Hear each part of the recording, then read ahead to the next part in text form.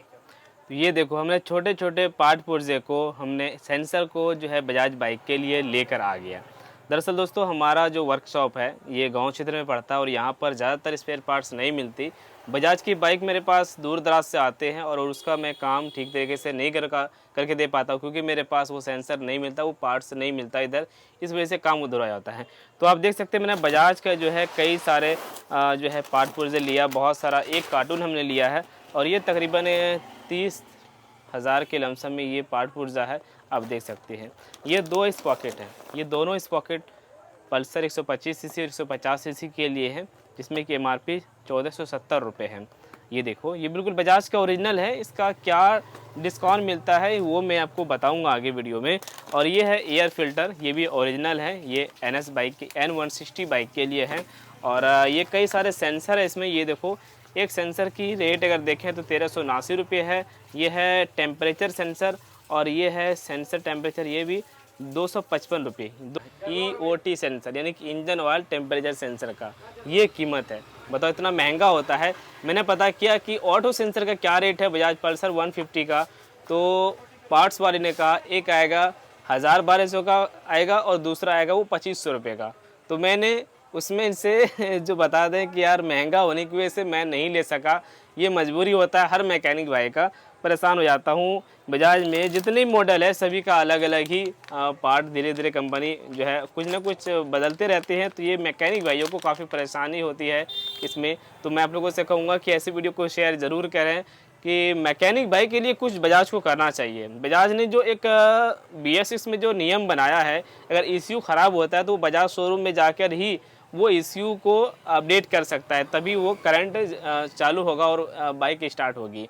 ये नियम आपने जो दिया, आपने सेफ्टी के लिए तो सही दिया, लेकिन मैकेनिक बाइक के लिए बहुत ख़तरनाक है। मैकेनिक इसको सही नहीं कर पाते। बाकी कंपनी जो ऐसा काम नहीं किया तो वो भी तो कुछ सोच समझ कर ही काम किए होंगे ना। तो ये टाइमिंग चेन देखो भाई, टाइमिंग चेन 259 रुपये का है, PD51 1084। ये देखो ये 459 रुपये, 259 रुपये का टाइमिंग चेन। अगर देखें इसका डिज़ाइन क्वालिटी तो बड़ा ज़बरदस्त है।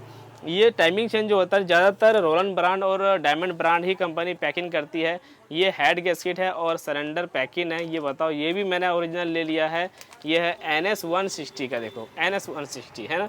और ये केबल है भाई, ये केबल ब्रेक केबल है जो कि पीछे ब्रेक में लगता है और आगे का ब्रेक काम करता है।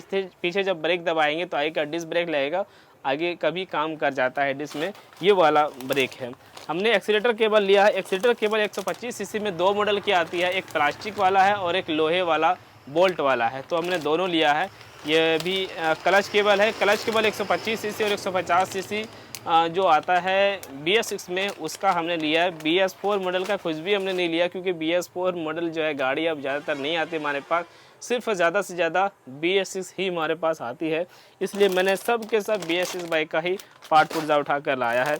ये देखो इसमें एक और इम्पोर्टेंट चीज़ दिखा दो भाई, हमारे एरिया में ना ये न्यूट्रल जो है स्विच नहीं मिल पा रहा था। थोड़ा नज़दीक से दिखाओ ये न्यूट्रल स्विच क्या चीज़ है। ये देखो भाई, ये पल्सर 125 में लगता है ये न्यूट्रल स्विच।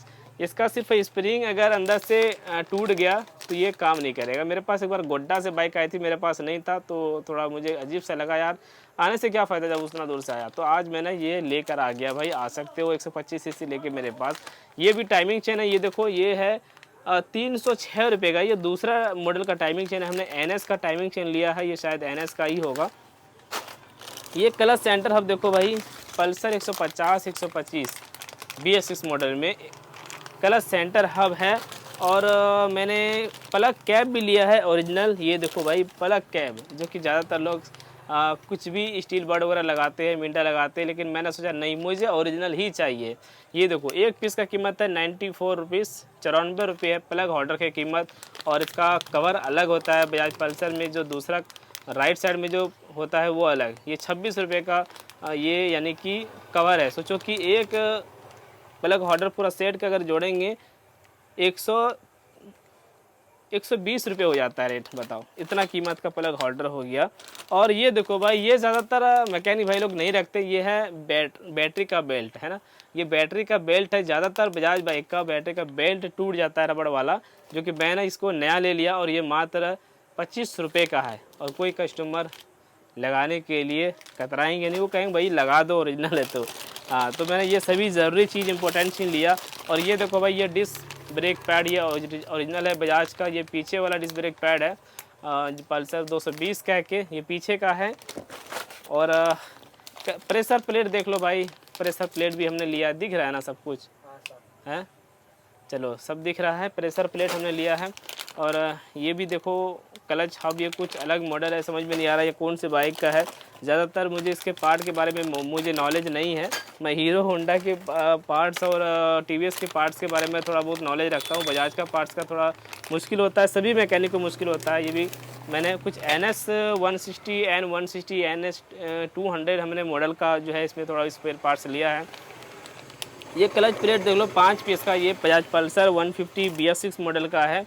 और ये देखो भाई, ये है चेन टेंशनर। बताइए, ये चीज़ें भी हमारे तरफ ज़्यादातर नहीं मिलती है, तो मैंने ये भी ले लिया है। और आपको दिखाते हैं ये क्या चीज़ है।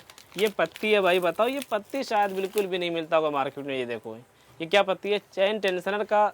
ये चेन एडजस्टर का जो बोल्ट टूटता है, नट टूटता है, उसका किल्ली टूटता है, तो ये पत्ती निकल जाता है बाहर। तो मैकेनिक क्या करते हैं, इसको फेंक देते हैं कहीं भी।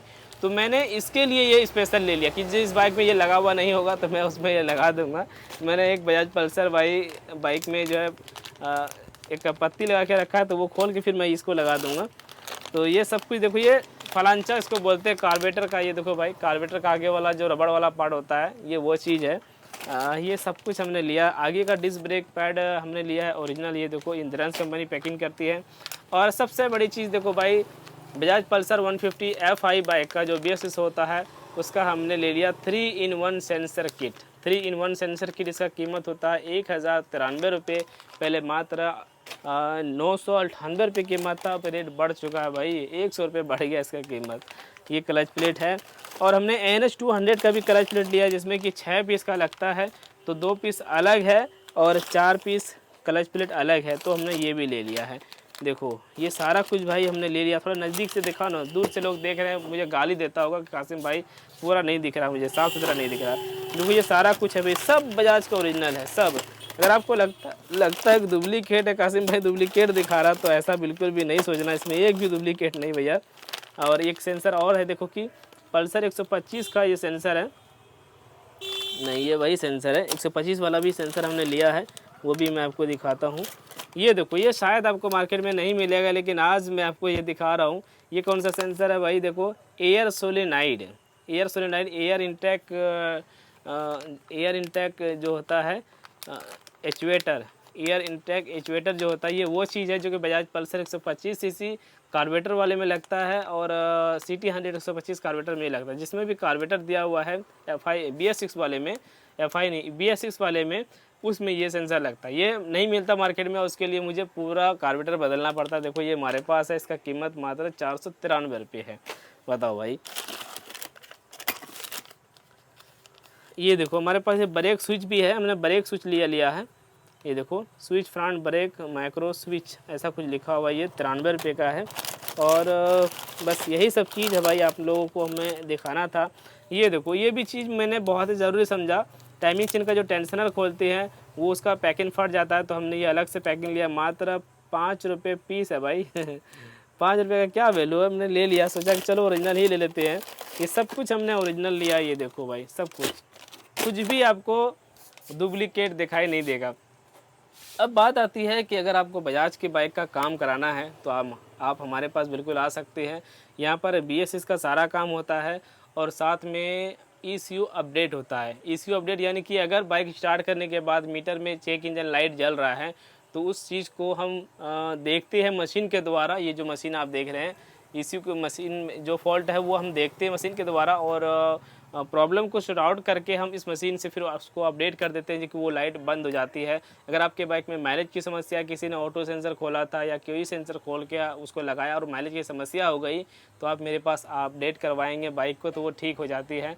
BS6 का जो भी काम कराना हो बिल्कुल आप करा सकते हैं, मेरे पास सारा सुविधा है। फ्यूल पंप में कोई दिक्कत आती है तो हमारे पास प्रेशर गेज मशीन है, जो कि आपको ज़्यादातर मार्केट में वो मैकेनिकों के पास नहीं मिलेगी, और यहाँ पर सारे टूल्स की सुविधा है। हमारा एड्रेस है झारखंड गोड्डा से करीब हंदवाड़ा क्षेत्र में, जो कि 50-40 किलोमीटर दूर में मैं रहता हूँ। नरेनी में मेरा मेन चौक पर वर्कशॉप है। नरेनी में मेरा मेन चौक पर वर्कशॉप है, और साइड में हसन हुंडा शोरूम है। हसन हुंडा हाशिम भाई का वर्कशॉप है, उसके आसपास ही मेरा गैरेज है। दो मेरा रूम मिलेगा, एक स्पेयर पार्ट्स का, दूसरा टूल सेटअप है। यहाँ पर एयर की सुविधा है, सर्विस की जितने भी रेंज होता है सर्विस करने का, जितनी भी सुविधा होना चाहिए वो सब कुछ हमने रखा है। कोई भी छेनी हथौड़ी के द्वारा हम किसी भी बोल्ट को नहीं खोलते, कि कोई भी बोल्ट को नुकसान होने नहीं देते हैं। ये हमारा वादा है, हमारे पास सारा रेंज है काम करने का। इस वीडियो में बस इतना ही। इससे पहले मैंने होंडा बाइक का दिखाया था स्पेयर पार्ट्स, आज मैंने बजाज का दिखाया। इसके बाद मैं और भी बाइक का दिखाऊंगा। अगर एक मैकेनिक भाई है या फिर कस्टमर भाई भी है तो हमारे पेज को ज़रूर फॉलो कर लीजिए, हमारे यूट्यूब चैनल को सब्सक्राइब कर लीजिए, और इंस्टाग्राम को फॉलो कीजिए। मैं रील वीडियो और शॉर्ट वीडियो, रील लॉन्ग और लाइव में हमेशा आता रहता हूँ। मैं टू व्हीलर के बारे में हमेशा इन्फॉर्मेशन शेयर करता रहता हूँ।